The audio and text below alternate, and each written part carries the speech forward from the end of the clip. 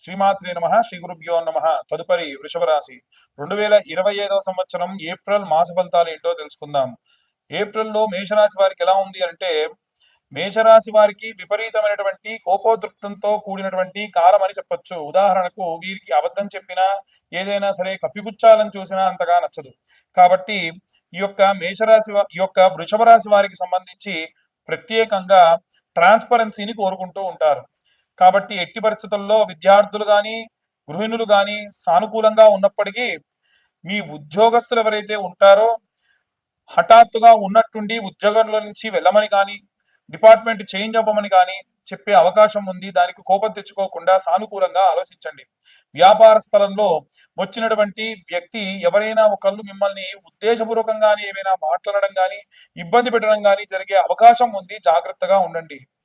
అలాగే ఎవరైతే సినీ రాజకీయ రంగాల్లో ఉన్నటువంటి వారు ఉంటారో ప్రమాదానికి గురయ్యేటువంటి వ్యక్తిని మీరు కాపాడేటువంటి స్థితిలో ఉంటారు. దానివల్ల మంచి కీర్తి ప్రతిష్టలు విపరీతంగా వచ్చే అవకాశం కూడా ఉంది.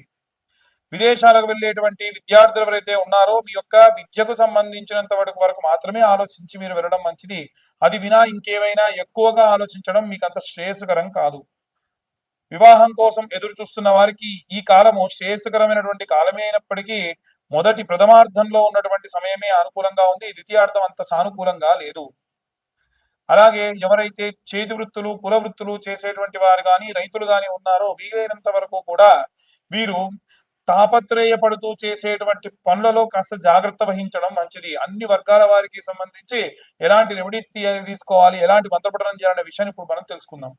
ద్వాదశ రాశుల వారికి కూడా ప్రత్యేకంగా ఏప్రిల్ మాస ఫలితాల్లో భాగంగా విద్యార్థులకు సంబంధించిన విషయానికి వస్తే, విద్యార్థులకి ప్రత్యేకంగా మనము గణపతికి ఇష్టమైనటువంటి ఉండ్రాళ్లతోని ప్రతి బుధవారము కూడా నివేదన చేసి, వీలైతే తేనెతోని పిల్లలకు ఆ యొక్క మోదగములు కానీ, ఉండ్రాళ్ళు కానీ తినిపించండి. ఈ ఏప్రిల్ మాసంలో విశేషంగా ఉగాది తర్వాతకి రామనవమి, అలాగే 14వ తారీఖు నాడు ఈ యొక్క మేషరాశిలోకి సూర్యగ్రహ సంచారం, దాన్ని మేష సంక్రమణం అంటారు. అలాగే హనుమత్ జయంతి, ఆ తర్వాతకి నెలాఖరున అక్షయ తృతీయ ఉంది. కాబట్టి విద్యార్థులకి ఇలా చేసిన తర్వాతకి ఆడవారు ఎవరైతే ఉంటారో వారు ప్రత్యేకంగా ప్రతి దానిని కూడా పూజనీయంగా చేయడం మంచిది. అంటే మీరు వంట వండేటప్పుడు వీలైనంత వరకు స్నానం ఆచరించే చేయండి. వీలైనంత వరకు కాదండి, ఖచ్చితంగా స్నానం ఆచరించే మీరు వంట చేయండి. మీరు స్నానం చేసిన తర్వాతకే ఇల్లు కూడా ఊడవండి. అలా కాకుండా చేస్తే జ్యేష్ఠాదేవికి నచ్చదట. ఇంటికి దరిద్రదేవత రాకుండా ఉండాలి అంటే ఈ నియమం పాటించండి. అలాగే ఎవరైతే ఈ యొక్క వంట చేసేవారు నిత్యాగ్నిహోత్రులు కాబట్టి ఆడవారందరూ కూడా స్నానం చేసిన తర్వాతకి ప్రముఖ్యమైనటువంటి రోజులలో, ఉదాహరణకు శుక్రవారం కానీ, గురువారం కానీ, మంగళవారం కానీ వంట చేసేటువంటి పాత్రలు, వంట చేసేటువంటి గ్యాస్ స్టవ్ని నీట్గా తుడుచుకొని బొట్టు పెట్టుకున్న తర్వాతకి వంటను ప్రారంభించండి.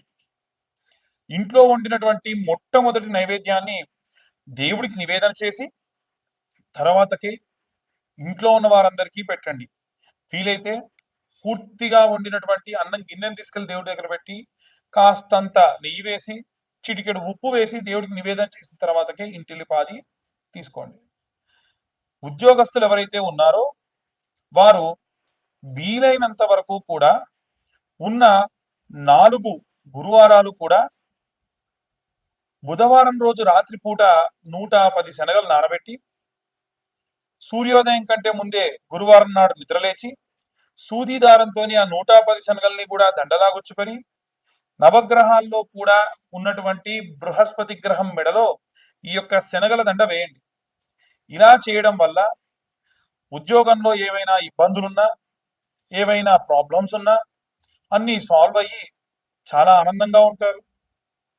వ్యాపారస్తుల విషయానికి వస్తే ముఖ్యంగా ఎవరైతే మల్టిపుల్ వ్యాపారాలు పెట్టుకొని ఉన్నారో, లేదా చాలా బ్రాంచీలు ఉన్నాయో, లేదు చాలా పెద్దదైనటువంటి వ్యాపారం ఉందో, ఆ వ్యాపార స్థలంలో తెల్ల ఆవాలు, అలాగే కాస్తంత సాంబ్రాణి, ఆవు నెయ్యి కలిపిన పదార్థాలతోని ప్రతి శుక్రవారం నాడు కూడా నుదురు దగ్గర ఆ యొక్క తెల్ల ఆవాలు పెట్టుకొని ఆ యొక్క హోమం దగ్గర చేసేటువంటి ఆ యొక్క పాత్రలో వేయడం వలన ఖచ్చితంగా మంచి ఉపశమనం కలుగుతుంది. అలాగే వ్యాపార స్థలంలో వచ్చేటువంటి వారు ఎన్నో రకాలైనటువంటి శౌచములతో వస్తారు కాబట్టి ఎటువంటి శౌచము తగలకుండా ప్రశాంతంగా ఉంటారు. అలాగే మీ వ్యాపార స్థలం దగ్గర ఒక పేపర్ తీసుకొని వెళ్ళి షాప్ అంతా మూసేసి వెళ్ళేప్పుడు దాన్ని వెలిగించి కుడివైపు 3 సార్లు, ఎడం వైపు ఒకసారి తిప్పి అక్కడ పడేసి వెనక్కు తిరిగి చూడకుండా వెళ్ళండి. దీని వలన నరఘోష, నరపీడితములు పోతాయి. సినీ రాజకీయ రంగాల వారికి సంబంధించిన విషయానికి వస్తే నిత్యము కూడా సూర్య నమస్కారాలు చేయడం మంచిది. అది కూడా సూర్యుడు ఉదయిస్తున్న సమయంలో సూర్య నమస్కారాలు చేయండి, మంచిది. ప్రతి ఆదివారం కూడా రాజకీయ నాయకులు మిరప గింజలు, అలాగే పువ్వు రెక్కలు దోసిట్లో తీసుకొని మీ భార్యను కానీ ఎవరినైనా సరే వేయమని, దాంట్లో నీళ్లు పోయమని, ఓం నమో సూర్యాయ నమః, ఓం నమో ఆదిత్యాయ నమః, ఓం నమో శన్యా సమేతాయ నమః, ఓం శనేచ్చరాత్మజాయ నమః అని సూర్యగ్రహానికి సంబంధించి సప్త అశ్వరథ మారూఢాయ నమః, ఆదిదేవాయ నమః, అలాగే భాస్కరాయ నమః, వీలైతే సూర్యాష్టకం ఉంటుంది.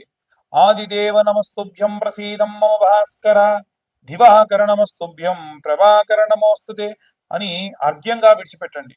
ఇలా చేయడం వల్ల ఎన్నో రకాలైనటువంటి ఇబ్బందులతో ఉన్నటువంటి రాజకీయ నాయకులకి ఆ ఇబ్బందుల నుండి బయటపడేటువంటి అవకాశం ఉంటుంది. అలాగే సినీ రంగంలో ఉన్నటువంటి వారు ప్రత్యేకంగా ప్రతి శుక్రవారము కూడా విశేషమైన కుంకుమార్చన, అలాగే 108 నాణెములతో, ఉదాహరణకు మీరు సినీ రంగానికి మీడియా ఫీల్డ్కి సంబంధించిన వారు, మీ స్తోమత మీడియాలో పెద్ద పొజిషన్లో ఉన్న ప్రతి వారము 108 రూపాయలు మీరు అమ్మవారికి సమర్పించదలిస్తే 108 నాణెములు తీసుకెళ్ళండి, రూపాయి కాసులు. ఒక్కో అష్టోత్తరానికి అమ్మవారి దగ్గర ఒక్కొక్క నాణెం పెట్టండి. ఒకవేళ మీ పరిస్థితి కాస్త మెండుగా ఉంటే 5 రూపాయల నాణెం పెట్టండి. ఇలా చేయడం వల్ల కూడా మీకు చాలా ధనలాభం కలుగుతుంది. మహాలక్ష్మీదేవిని నిత్యమర్చించేటువంటి శుక్రాచార్యుడి యొక్క ప్రతీతి కాబట్టి మీకు సినీ రంగంలో అద్భుతమైనటువంటి కాలం అని చెప్పొచ్చు. అలాగే ఎవరైతే వివాహం కోసం ఎదురు చూస్తూ ఉన్నారో ఈ యొక్క ఏప్రిల్ మాసంలో 7వ తారీఖున, 14వ తారీఖున, 21వ తారీఖున, 28వ తారీఖున అమ్మాయిల కోసం వరపాశుపతము, అబ్బాయిల కోసం కన్యాపాశుపతము, రుద్రాభిషేకం హోమం చేయడం జరుగుతుంది. సామూహికంగా జరిగేది కాదండి. ఎవరు ముందు కాల్ చేసి బుక్ చేసుకుంటారో వారి వరకు మాత్రమే ఆ రోజున ఈ యొక్క పూజాధికృతం ఉంటుంది. హోమం మాత్రం ఎవరైనా ఇద్దరుంటే కూర్చుండబెట్టి చేయించడం జరుగుతుంది. అలాగే ఎవరైతే ఈ యొక్క విదేశాలకు వెళ్ళాలనుకుంటూ ఉన్నారో వారు దుర్గా కవచంతోని అమ్మవారిని అర్చించి ఆ కుంకుమ దగ్గర పెట్టుకొని వెళ్ళడం మంచిది. అలాగే ఎవరైతే రైతులు, సినీ రాజకీయ రంగాల వారితో పాటుగా రైతులు, కులవృత్తులు, చేతివృత్తులు చేసేటువంటి వారు సుబ్రహ్మణ్యేశ్వర స్వామికి అభిషేకం చేయించి ఆ అభిషేకం చేసి పడినటువంటి ఆ పాలని, నీటిని తీసుకుని వెళ్ళి మీ పొలంలో చల్లుకోవడం వల్ల విశేషమైనటువంటి ఆ యొక్క భూ సమృద్ధి కలుగుతుంది.